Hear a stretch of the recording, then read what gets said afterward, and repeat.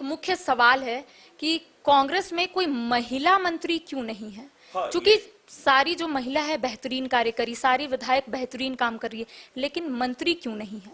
हाँ, ये बातें लगातार बातें आई हैं और हम भी चाहते हैं कि क्योंकि वो हमारे आधी आबादी की जो हम बात करें और लगातार कांग्रेस पार्टी भी उनको 33% आरक्षण की बात वो लगातार की, विशेषकर प्रियंका जिसमें काफ़ी इन्वॉल्व रही हैं। और हम लोग भी ये चाहते हैं कि महिला मंत्रिमंडल का जो महिला का जो है प्रतिनिधित्व हो, लेकिन कभी कभी चीज़ें हैं, अभी भी एक हमारा जिसे कहा जाए एक मंत्रिमंडल में एक पोस्ट जिसे कहा जाए एक खाली है।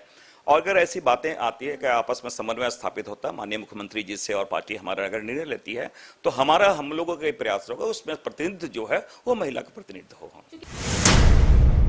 कांग्रेस की सारी जो विधायक है वो काफी एक्टिव है अपने क्षेत्र में भी, और अगर वो राजधानी रांची आती है तो यहाँ पर भी हर एक मुद्दे को लेकर प्रमुखता से अपनी आवाज उठाती है। चाहे हम दीपिका पांडे सिंह की बात कर लेंगे, अंबा प्रसाद की बात कर लेंगे, शिल्पी नेहा तिर्की की बात कर लेंगे, पूर्णिमा नीरज सिंह की भी बात कर लेंगे। चारों विधायक जो है काफी बेहतरीन तरीके से तमाम मुद्दों पर अपनी बात रखती हैं। निश्चित रूप से मैं जरूर कह सकता हूं कि ये हमारे लिए एसेट है। और अगर व्यक्तिगत तौर पे देखें तो हर लोग बहुत मुखरता से बहुत संजीदगी से अपनी बातों को रखते हैं। पार्टी कार्यक्रम में उनकी जो भागीदारी है या जो प्रेजेंटेशन है विधानसभा में, मैं तो देख रहा हूं कि सारे लोग पहली बार जीत के आए हैं, उसके बावजूद उनका परफॉर्मेंस बहुत ही अच्छा रहा है। तो हमें खुशी होगी कि इनका प्रतिनिधित्व हो, लेकिन मैंने इससे कहा कि ये सारी चीजें पार्टी फोरम पे डिसीजन होने के बाद फिर शीर्ष नेतृत्व है हेमंत जी के साथ, मैं समझता हूँ सारी चीजें डिस्कस होने के बाद आला कमान को इसमें निर्णय है। लेकिन हाँ, हमारी इच्छा जरूर है कि इनका भी प्रतिनिधित्व होता तो अच्छा रहता। बतला दूं कि कोई चीज अस्थायी नहीं होता है और निश्चित रूप से शीर्ष नेतृत्व में ने सारी चीजों को देखते हुए उन्होंने निर्णय लिया है और एक दायित्व उन्हें दिया है। अगर हम खेल की बात भी देखें तो खेल में भी जो बहुत अच्छे प्लेयर्स होते हैं, अगर उनका उस समय अगर परफॉर्मेंस अच्छा नहीं तो दूसरे को सब्स्टिट्यूट जो होते हैं उनको शामिल किया जाता है। तो ये मैं समझता हूँ हमारे जो विधायक जो जीत के आए हैं वो हमारे काफी सक्षम है। और अगर ऐसी नौबत आती है और शीर्ष नेतृत्व से समझता है तो ये कोई नई बात नहीं है। कि जो आपने कहा कि मीडिया में बातें आई हैं और कि नेतृत्व इस धर्म को दिया जाए, इस जाति को दिया जाए, तो कुछ लोग मैंने कहा उनके द्वारा ज्यादा हल्ला किया जा रहा है जिनको पार्टी से निष्कासित किया जा चुका है। देखिए, माननीय मुख्यमंत्री जी हैं, उनके नेतृत्व में सारे मंत्रिमंडल के सदस्य काम कर रहे हैं, आला कमान इन चीजों को देख रही है और मैं समझता हूं जनता इन चीजों को देख रही है और बेहतर मैं निर्णायक की भूमिका में आप लोग बेहतर हो सकते हैं इसमें कि हमारे मंत्रिमंडल के सदस्य कौन होंगे। और उनका ये कहना है कि सबसे महत्वपूर्ण है कि उनका परफॉर्मेंस है। और जहां पे ये कोई नई बात नहीं, हर दल इसे देखता है कि अगर मान लीजिए कि आपका परफॉर्मेंस अप टू मार्क नहीं हो तो वो चाहते हैं। झारखंड कांग्रेस के मंत्री और विधायकों को लेकर लगातार सवाल खड़े होते हैं। इस बीच आप लोगों ने देखा होगा कि कांग्रेस के झारखंड प्रभारी अविनाश पांडे ने भी एक बयान दिया था। उनका कहना था कि जो मंत्री अच्छे से कामकाज नहीं करेंगे आने वाले समय में उन्हें हटाया जाएगा। आज इसी पर बात करने के लिए हमारे साथ मौजूद है कांग्रेस के दिग्गज नेता सुखदेव भगत। बातचीत करेंगे कि कांग्रेस के विधायक हो या फिर मंत्री, आए दिन उनको लेकर सवाल खड़े होते हैं। कैश कांड मामले में 3 विधायक फंसते हैं, फिर मंत्रियों के कामकाज को लेकर लगातार सवाल उठते हैं, बयान भी आता है अविनाश पांडे का। इसको किस रूप में ले रहे हैं आप? सबसे पहले तो मैं आपको कैश कांड के बारे में बतला दूं कि जिस प्रकार माननीय न्यायालय ने उन्हें क्लीन चिट दिया है और पार्टी ने भी सारे बिंदुओं को बहुत सूक्ष्म तरीके से अध्ययन करने के बाद निलंबन मुक्त उन्हें किया है। और आपने देखा होगा चलते सत्र में निलंबन मुक्त किया गया है। हाँ, एक बात मैं और जरूर कहना चाहूँगा, जो आपने हमारे मंत्रियों के लिए कहा, यह मैं जरूर कहना चाहूँगा कि हमारा जो शीर्ष नेतृत्व है, आपने आज देखा होगा हमारे राहुल गांधी जी का भी वो निलंबन मुक्त हुआ है, वहाँ संसद में आज से वो जाएंगे। तो जो जनता के बुनियादी सवाल हैं और उससे जो हम कमिटेड हैं, हमारे चाहे शीर्ष नेतृत्व की बात करें या झारखंड में जो हमारे माननीय मंत्रीगण हैं, वो जनता के प्रति कमिटेड हैं और वो अपने दायित्वों का निर्वहन कर रहे हैं। और ये कांग्रेस पार्टी का दायित्व है। हमारे प्रभारी जी, हमारे सीएलपी लीडर, हमारे अध्यक्ष जी, वो टाइम टू टाइम जो जन समस्याओं के बारे, उनके निदान के बारे या फिर जो हमने मैनिफेस्टो में जो बातों को हमने रखा था उनका किस हद तक निष्पादन हुआ है। और इसलिए बातें लगातार आती है कि अगर कहीं से हमारे कार्यकर्ताओं के द्वारा ये बातें उनके संज्ञान में अगर आई है तो ये हमारा दायित्व बनता है लोगों को सचेत करना और जो स्पीड है अगर उस स्पीड को बढ़ाना और कहीं न कहीं जो न्यूक्लियस में है वो कमिटमेंट जो है जन भावना के अनुरूप जनता का कार्य का निष्पादन करना। कई ऐसे मंत्री हैं जो अपने क्षेत्र के काम को लेकर सीरियस नहीं रहते हैं। इसको भी लेकर अविनाश पांडे ने बयान दिया था कि मैं तमाम चीजों को यहाँ पर देख रहा हूँ, अगर मुझे थोड़ा सा भी लगता है तो मैं आने वाले समय में कोई ठोस निर्णय ले सकता हूँ। देखिए, मैं एक चीज बतला दूं कि कोई चीज अस्थायी नहीं होता है, और निश्चित रूप से शीर्ष नेतृत्व में ने सारी चीजों को देखते हुए उन्होंने निर्णय लिया है और एक दायित्व उन्हें दिया है कि हमारे मंत्रिमंडल के सदस्य कौन होंगे, और उनका ये कहना है कि सबसे महत्वपूर्ण है कि उनका परफॉर्मेंस है। और जहां पे ये कोई नई बात नहीं, हर दल इसे देखता है कि अगर मान लीजिए कि आपका परफॉर्मेंस अप टू मार्क नहीं हो, तो वो चाहते हैं कि भाई अगर हम खेल की बात भी देखें तो खेल में भी जो बहुत अच्छे प्लेयर्स होते हैं, अगर उनका उस समय अगर परफॉर्मेंस अच्छा नहीं तो दूसरे को सब्स्टिट्यूट जो होते हैं उनको शामिल किया जाता है। तो ये मैं समझता हूँ हमारे जो विधायक जो जीत क्या है वो हमारे काफी सक्षम है, और अगर ऐसी नौबत आती है और शीर्ष नेतृत्व से समझता है तो ये कोई नई बात नहीं है। लेकिन मैं समझता हूँ कि सारे हमारे मंत्रीगण जो हैं अपने दायित्वों का निर्वहन पूरी निष्ठापूर्वक अपने दायित्वों का निर्वहन वो कर रहे हैं। देखिए, किसी से छुपा हुआ नहीं है कि झारखंड में कांग्रेस 2 गुट में बढ़ चुकी है। एक गुट का कहना है कि प्रदेश अध्यक्ष अच्छे से कामकाज नहीं कर रहे हैं, उन्हें हटाना चाहिए, एक ट्राइबल फेस को लाना चाहिए। वहीं दूसरी ओर एक गुट का कहना है कि उनके नेतृत्व में सारे काम जो है वो बेहतरीन तरीके से किए जा रहे हैं। आप भी प्रदेश अध्यक्ष रहे हैं, आपको क्या लगता है कि किस तरीके से वो काम कर रहे हैं? मैं समझता हूँ आप जिस गुट की बात करें ऐसी गुट की बात नहीं है। हाँ, कुछ लोगों ने बहुत ही प्रायोजित तरीके से, और मैं स्पष्ट रूप से आपने देखना चाहूंगा, जो हमारे दल से पार्टी से जो निष्कासित हैं उन्हें कहीं न कहीं हमारे जो सीनियर लीडर हैं अपने उसमें कोई हो सकते हैं जो अपने निहित स्वार्थवश उनसे इस प्रकार के बयान दिला रहे हैं। और मैं समझता हूँ राजेश ठाकुर जी अच्छा काम कर रहे हैं। आपने देखा होगा कि बहुत सारे ऐसे हमारे शीर्ष नेतृत्व ने स्वीकार किया है कि जो भी हमें केंद्र से निर्देश हुआ है हमने अपने दायित्वों को निर्वहन अच्छा किया है, और हम पूरे मैं समझता हूँ देश में भी राज्यों में भी हमने प्रथम स्थान परफॉर्मेंस वाइज हमने किया है। तो ये कोई इशू नहीं है। मैं आज भी इस बात को कह रहा हूं कि कांग्रेस पार्टी कोई जाति धर्म संप्रदाय नहीं देखती, वो देखती है कि कितना लोग पार्टी के प्रति वो समर्पित है, लोगों के प्रति कितना समर्पित है, और सबसे जो महत्वपूर्ण है कि जो हमारे कार्यकर्ता हैं वो उनको कितना स्वीकार करते हैं, सबसे महत्वपूर्ण बात है। ये चीजें मैंने देखा है कि जो आपने कहा कि मीडिया में बातें आई हैं और कि नेतृत्व इस धर्म को दिया जाए, इस जाति को दिया जाए, तो कुछ लोग मैंने कहा उनके द्वारा ज्यादा हल्ला किया जा रहा है जिनको पार्टी से निष्कासित किया जा चुका है।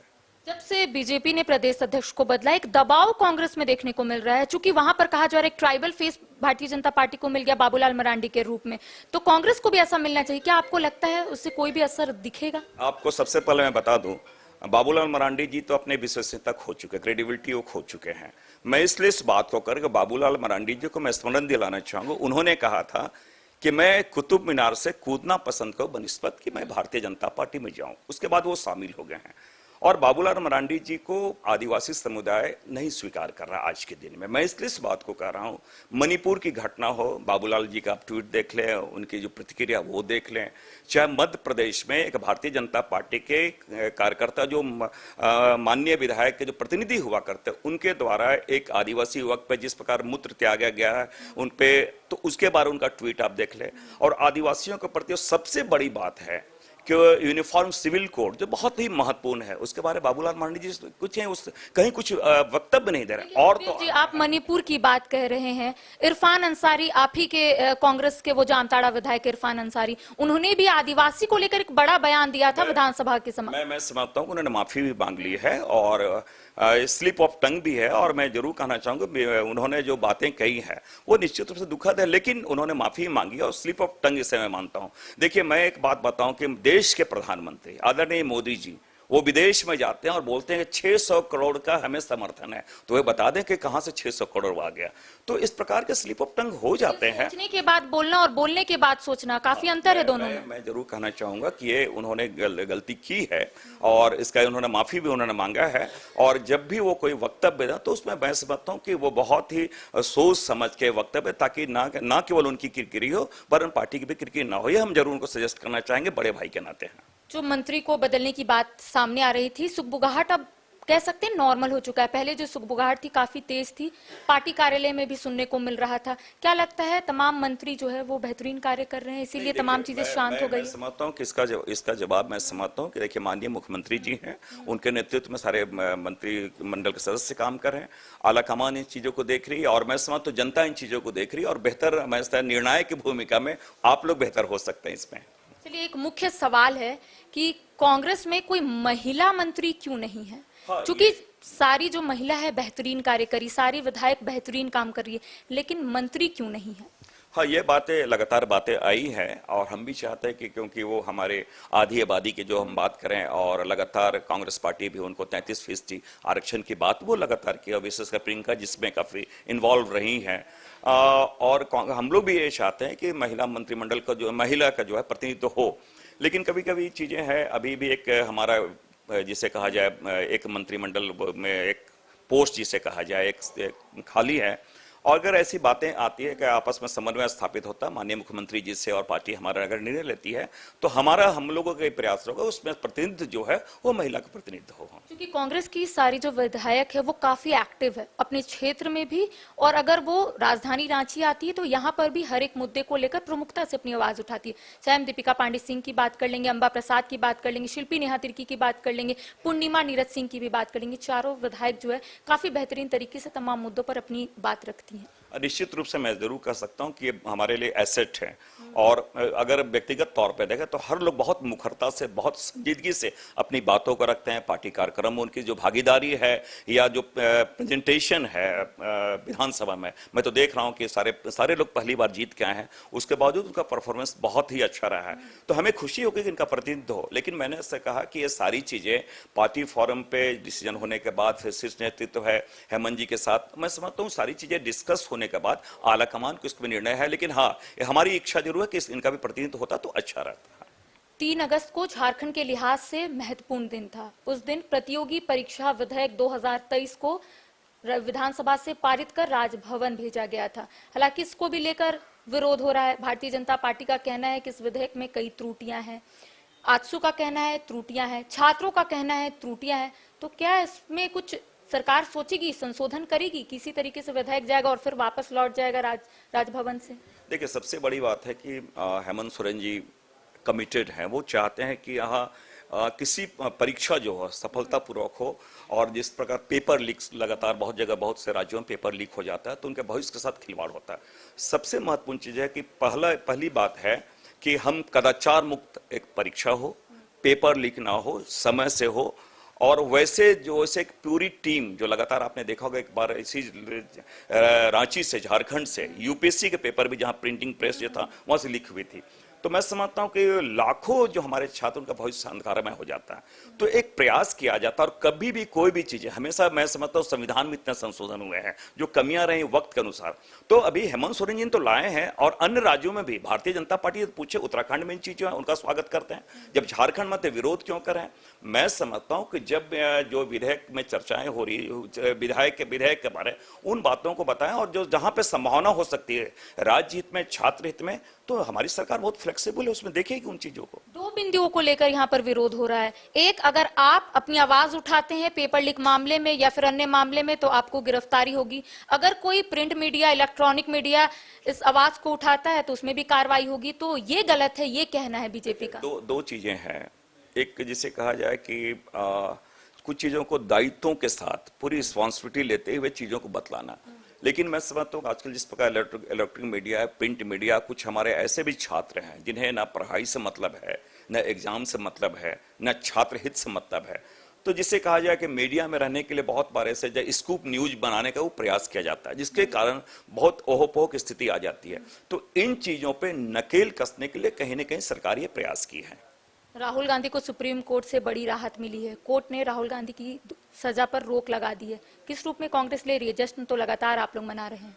मैं 2 चीज जरूर कहना चाहूंगा। हमारे लिए 4 अगस्त का दिन और आज 7 अगस्त का दिन दोनों लिए बहुत ही मायने रखता है। इसलिए मायने रखता है कि ये केवल राहुल जी की व्यक्तिगत जीत नहीं है, ये जीत मैं समझता हूँ उस आवाज, लोकतंत्र की उस आवाज की है जिन्होंने बेरोजगारी के बारे, भ्रष्टाचार के बारे, जो उत्पीड़न के बारे और पूरे देश के जो इकोनॉमिक स्थिति उसके बारे में उन्होंने आवाज उठाई।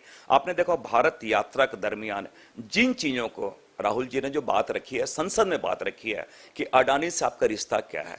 आप व्यक्तिगत रिश्ते हो सकते हैं, लेकिन जो मैं समझता हूं कि जो लोग यहाँ के देश के जो अर्थव्यवस्था को खोखला कर रहे हैं और कहीं न कहीं बहुत ही जिसे पूर्वाग्रह पाल के मोदी जी और उनकी सरकार जो कार्य कर रही है उस पर कहीं न कहीं सुप्रीम कोर्ट ने जो हाईएस्ट इंटरप्रेटर है संविधान का, उन्होंने इन चीजों को बल दिया। न्याय व्यवस्था आज भी भारत में जिंदा है। एक दूसरी बात है, आज हमारे लिए मैं जरूर कहना चाहूंगी, बहुत देर कर दी हुजूर आते आते मैं समझता हूं कि ये प्रेशर के बाद हमारे माननीय सदस्य जो लोकसभा के स्पीकर महोदय और सब में जब घर खाली कराने की बात हो, सदस्यता रद्द करने के बाद 24 घंटे में उन्होंने सारे निर्णय लिए, तो ये लगता है कि वो प्रतिशोध की राजनीति कर रहे हैं। और जबकि लोकतंत्र में लोकमत लोकलंचा से ये लोकतंत्र चलता है, लेकिन ये प्रतिशोध की राजनीति चला रहे थे। आज मैं जरूर कहना चाहूंगा कि आज जो 4 अगस्त और 3 दिन लगे, करीब 72 घंटा लगे। 72 घंटा क्यों लगे जबकि दिल्ली में सारी चीजें आ गई? तो ऐसा लगता है कि इन्होंने जानबूझकर जैसे का प्रतिशोध की राजनीति करें, पूर्वाग्रह की राजनीति करें। लेकिन हमें खुशी है कि अब संसद में जनता की आवाज गूंजेगी और जो जनता के बुनियादी समस्याओं के साथ साथ जो देश के जो चीजें हैं वो वहां पे नजर आएंगी। ये जरूर मैं कहना चाहूंगा। देखिए, झारखंड कांग्रेस में क्या सब कुछ ऑल इज वेल है? अगर लगातार विधायक और मंत्री से आप सवाल पूछेंगे तो उनका कहना रहता है सब कुछ ऑल इज वेल है, लेकिन अंदर खाने बहुत सारी चीजें चलती रहती है। चाहे मंत्री हो चाहे विधायक, सभी को लेकर सवाल खड़े होते हैं।